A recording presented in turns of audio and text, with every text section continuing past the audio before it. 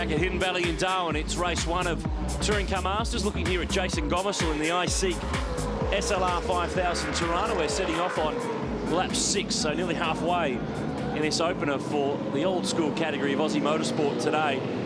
And I love seeing, Brad Jones, the SLR 5000 in and among it, because it's been full this category in recent times of the American muscle cars that have delivered, but we've got some Aussie muscle now up there and competitive and running at the front. We have, and those cars I think will just get stronger and stronger. I mean, it's, you know, it's like the HO Falcon that we're looking at now. Great to see these cars in the category, and it's hard to balance them up when the cars are from different eras, but we've got a great category here where we tend to be able to balance them up quite nicely. And you look at what's going on with the differential in this car, how much it jumps around. I find it staggering. Every time they jump on the brakes, it tilts forward. Get on the throttle, it tilts back. It's amazing the stuff we can show people to see how they work. He's sitting third. Keith Kasuki next, then Mark King in the red Camaro. There's Gavin Bullis in the number 11 Falcon XAGT. We saw him in the background earlier on in the Ford Performance Racing Garage in the V8 Supercar pit lane. He's got a different sort of V8 Supercar running underneath him at the moment.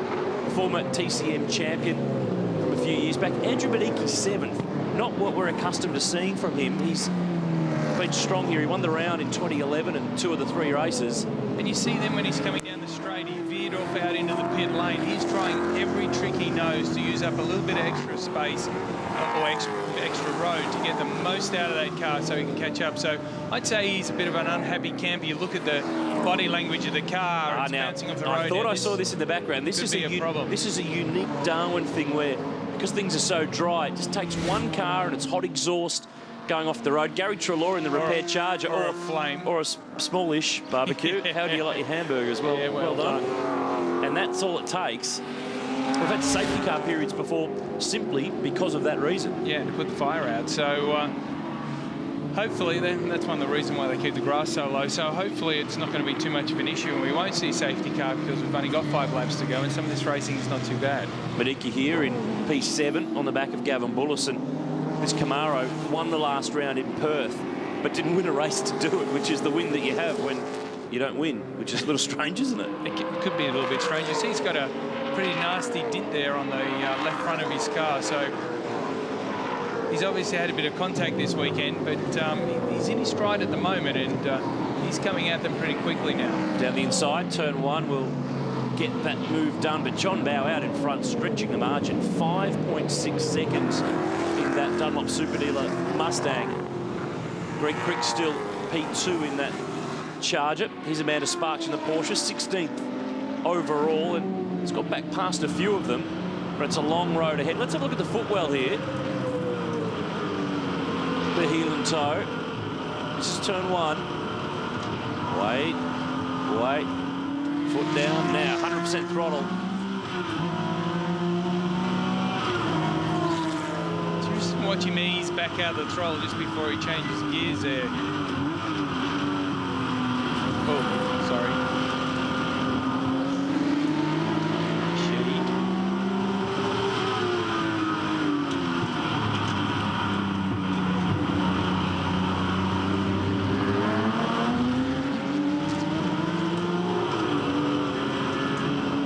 Little tap of the brake on the exit of the valley, and then this little section here, which not really any overtaking opportunities, but it's about flow and about riding these couple of corners that just keep turning left and left and left and staying away. Some of those curbs are pretty big. I always find it interesting watching the different way people heel and toe with the brake and the throttle. Some people rock over onto the throttle, others use their heel, or some use their toe at the top of the pedal. It's a funny thing. No one ever really gets trained to do it in a particular way, but everyone sort of finds their own way, and inevitably it's quite different. Here's Chris Stillwell in the Mustang, car number 6, 11th spot, chasing Jason Gomersall in the SLR 5000 Torana. Of course, that was the first V8 Torana that really took it up to touring car racing, a car that they ironed out a few of the bugs when they brought in the L34 option. Then ultimately, Holden really got it right with the A9X that pretty much smashed everything. And it looks like he's got way too much understeer in that car and he's struggling with it. Obviously, he can put together a pretty fast lap, but if the car's not nicely balanced, then it'll tend to wear the tyres away. Wow, that's a great shot. That's a way to save the tyres, just don't put them on the track. Gary O'Brien in the HQ, former pro sportsman champion in what was then known as Class B. This is a fight for 10th place. And Tirana being bullied by 3 Mustangs, but all vary in their years and types. You've got Stillwell in the 68 Trans Am Mustang. You've got Cam Tilley in the 69 Fastback, and you've got Steve Mason in the Mustang and Fastback Car 3. And the Tirana looks twitchy and also looks a bit short in the wheelbase, and that's one of the things that makes it twitchy, but I don't think that's the case. I just think it probably needs to spend a little bit of time getting the thing balanced up. Back with Brad Tilley, P3. Who's actually catching? Yeah, he's clawing ground back off Greg Crick.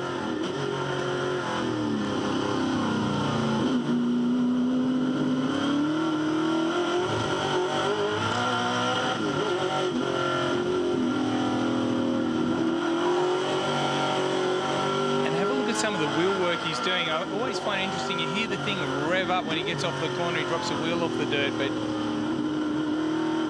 you can tell so much about the car in front. Let's see how the Falcon is on the straight when it gets to the Charger and now starts to really go. And because the cars are moving around so much, it's taking him a long time to get the full throttle, so he hasn't quite had the impact he could have, but you can see he's starting to reel him in now. Not bad on the brakes either for a big car. Gains ground on the Charger. We're on the penultimate lap. John Bowers brought that margin back. He's just drifted back to them a little bit, but he's got this one under control. The fight for second is on here. Tilly's certainly got that thing stopping well, and Crick has got a lot of understeering that Charger at this point in time, so he'll be trying to dive down the inside of him. There's not going to be a lot of opportunity. One to go after this one, and more TCM racing we'll show you here from Hidden Valley tomorrow, but category that is at its 3rd round of 2013. They'll race with us a few more times again later on the year. Queensland Raceway, they'll be at Sandown, they'll be of course at Bathurst, which is a must-have for TCM, and they'll round out their year with us down at Phillip Island, which is a great track for these cars. But Tilley here is just looking like he spent the pennies to get to this point. He needs Crick to make a mistake, and that's one way to get it onto the front straight. I wouldn't advise that your BOC Lockwood cars try that this afternoon. No, I'd be panicking a little bit. It's a pity. He was so keen to get on the throttle and he narrowed up the approach, but now look at him. He's swapping. Crick knows that if he parks it on the inside, it should save him from an attack. In this bit anyway. And Bowes back the margin right off. The margin 3 seconds. Tilley will not stop. And as soon as Tilley touches one of those inside curbs, the front wheel goes up, it changes the load on the rear of the car and it snaps sideways. Club Mustang having a fight here. Cam Tilley trying to get a move on Steve Mason. This will keep going. Well, they got away with it. Fighting for the final spot in the top 10. They've managed to demote Jason Gomersall's Tirana, so... Well, they've certainly fixed it up.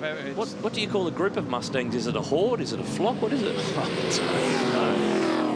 The whole pile of them just went past him. Yeah, I heard and this one is the best of them all. John Bowe, they call this car Mustang Sally, and it's on its way home to another win. He's looking in the mirror wondering, where is everybody? This has been another strong run. They pile him up with weight. They take revs off him as part of the parity system in TCM, and the man still wins. Plus, he's done a bit of an international jaunt. He's been to Singapore for the Dunlop dealers and spoke to them over there, and he's landed back here and he is on fire. He keeps on winning. Reigning champ and points leader extends the margin with a win in race 1 in the top end. This fight for 10th is going to the wire between the Mustang pilots, but it's Bowes Mustang that wins by 2.4 seconds to Greg Crick, who managed to hang on. Jimmy Richards did sneak his way up through the order. He got to 7th at the end of that one. He started from 13th on the grid as the checker flag falls to round out race 1 of TCM. Of course, V8 Utes coming up after the break. Good job from Keith Kasuki, 4th from Mark King, then Gavin Bullis from Jimmy Richards, Andrew Maniki, Greg King, and Chris Stillwell rounded out the top 10. TCM done. They're back tomorrow. Utes coming up from Darwin in just a sec.